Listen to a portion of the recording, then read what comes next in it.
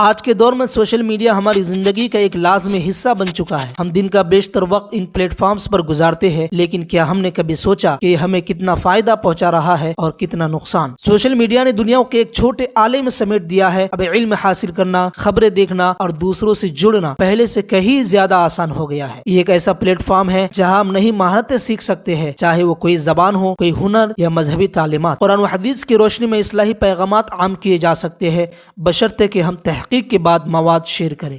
چھوٹے تاجر اور ہنرمند افراد اپنی مصنوعات اور خدمات کو زیادہ سے زیادہ لوگوں تک پہنچا سکتے ہیں۔ دنیا کے کسی بھی کونے میں موجود فرد سے بات چیت، مشورہ اور معلومات کا تبادلہ لمحوں میں ممکن ہے، لیکن جہاں اس کے فائدے ہیں وہاں اس کے کئی نقصانات بھی ہیں جو ہمارے معاشرے کو نقصان پہنچا رہے ہیں۔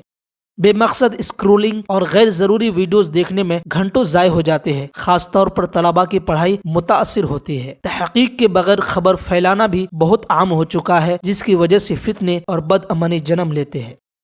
سوشل میڈیا پر فحاشی، بے حیائی اور نازیبہ زبان کا عام ہونا تشویشناک ہے، جو نوجوان نسل کو بگاڑ رہا ہے۔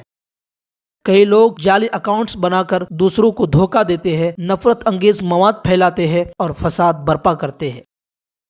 تو ہمیں کیا کرنا چاہیے؟ کیا سوشل میڈیا کو چھوڑ دینا چاہیے؟ نہیں، بلکہ ہمیں اسے دانش مندی سے استعمال کرنا ہوگا۔ ہمیشہ سچ اور مثبت چیزیں شیئر کریں، تحقیق کے بغیر کوئی خبر نہ پھیلائے، وقت کو ضائع ہونے سے بچائے، صرف مفید مواد دیکھیں، برے عناصر سے ہوشیار رہیں اور فتنہ پھیلانے والوں کو نظر انداز کریں۔ سوشل میڈیا ایک طاقتور ہتھیار ہے، اب یہ ہم پر منحصر ہے کہ ہم اسے خیر کے لیے استعمال کرتے ہیں یا شر کے لیے۔ آپ سوشل میڈیا کا زیادہ تر استعمال کس مقصد کے لیے کرتے ہیں؟ تبصرے میں اپنی رائے دیں۔ محترم ناظرین، اگر آپ کی یہ ویڈیو پسند آئی ہو تو لائک کریں، کمنٹس کریں اور دوستوں کے ساتھ شیئر کرتے ہوئے ہماری حوصلہ افزائی فرمائیں، اور نور انسائٹس کو ضرور سبسکرائب کریں۔ جزاک اللہ خیر۔ اللہ حافظ۔ السلام علیکم ورحمۃ اللہ وبرکاتہ۔